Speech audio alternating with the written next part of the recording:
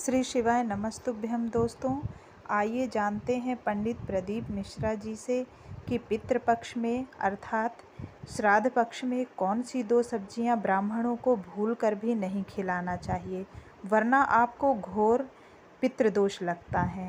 तो दोस्तों, आइए जानते हैं पंडित प्रदीप मिश्रा जी के श्रीमुख से। धन्यवाद। अग्नि पुराण में कितना सुंदर व्याख्यान लिखा है महाराज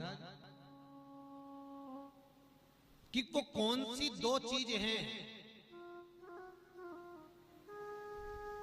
जिनको श्राद्ध पक्ष में अगर बना दिया जाए तो पितृ उस वस्तु का पान नहीं करते, पितृ उसका सेवन नहीं करते और बद्दुआ देकर जाते।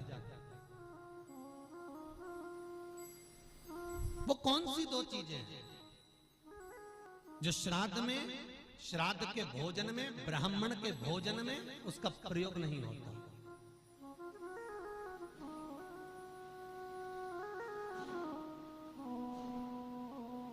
महाराज, अग्नि पुराण, पद्म पुराण और गरुड़ पुराण तीनों में ये लेख मिल जाएगा। बड़े प्रेम से पढ़ेंगे तो मनुस्मृति में भी मिल जाएगा। एक कुमड़ा,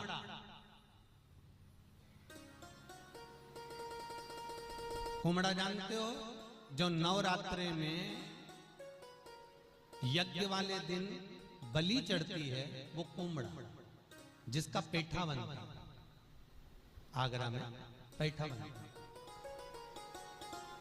अगर उस पेठे को या उस कुमड़े की सब्जी को श्राद्ध के भोजन में रख दिया जाता है तो पितर 7 घर की दूरी से ही भाग जाते हैं महाराज, प्रवेश नहीं करते।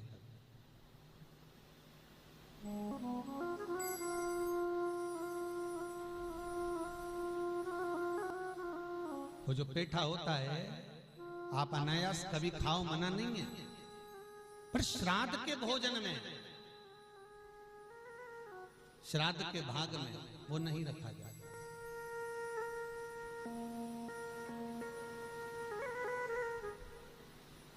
श्राद्ध के भाग में वो समर्पित नहीं होता। कितना सुंदर व्याख्यान है महाराज। गर्ग संहिता तो यहां तक कहती है कि अगर ब्राह्मण भोजन करने के लिए बैठे, श्राद्ध का भोजन अगर ब्राह्मण कर रहा है, तिथि का भोजन यदि ब्राह्मण कर रहा है, तो 2 चीजें और ना रखें। एक नमक थोड़ी दूरी पर रखें, एक अचार थोड़ी दूरी पर रखें। अचार और नमक भी ब्राह्मण की थाली में ना रखा जाए।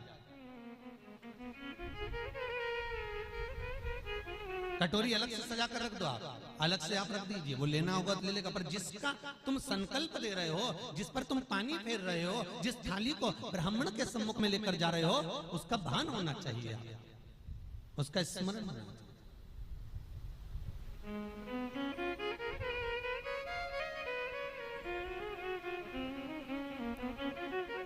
एक कुमड़ा, दूसरे नंबर पर है भैंस का दूध।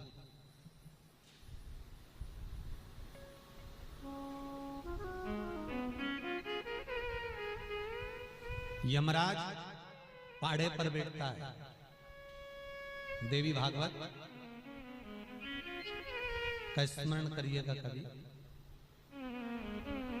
यमराज पाड़े पर बैठता है, भैंसे पर,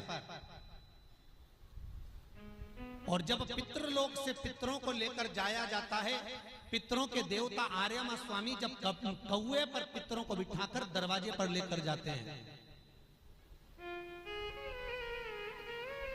तो यमराज बीच मार्ग में मिलता है महाराज, और यमराज बीच मार्ग में मिलता है तो आर्यमा स्वामी को प्रणाम करता है यमराज, और प्रणाम करता है तब आर्यमा स्वामी कहते हैं, यमराज तुम यहाँ कैसे आना होगा? यमराज कहते हैं, प्रभु आज पितृलोक भूमि पर जाएंगे और अपने अपने घर का भाग ग्रहण करेंगे। मेरा निवेदन केवल इतना सा है, अगर पृथ्वी पर जाकर ये जिस पाड़े पर मैं बैठता हूं, जिस भैंसे पर मैं बैठता हूं, इसी की कुल की माता अगर भैंस का दूध का अगर पान कर कर आएंगे तो उनको त्राण भोगना पड़ेगा।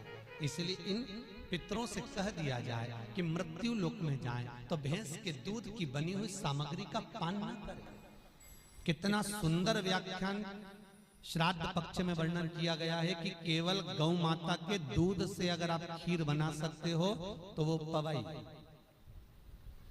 यहां तक कहा गया बाजार से मावे की मिठाई लाकर भी श्राद्ध की थाली में ना रखिए, घर में हलवा बना लो, सीरा बना लो, बन सके खोपरा पाक बना लो, और बन सके गुलाब जामुन आदि जो सामग्री बनाना है आपको तो वो घर के मावे को सिद्ध कर कर ही बनाई जाए। नहीं तो बेसन की चक्की बना लो, इमरती बना लो, पर उसका प्रमाण हमारे यहाँ एक एक चीज का वर्णन किया गया महाराज, एक एक चीज।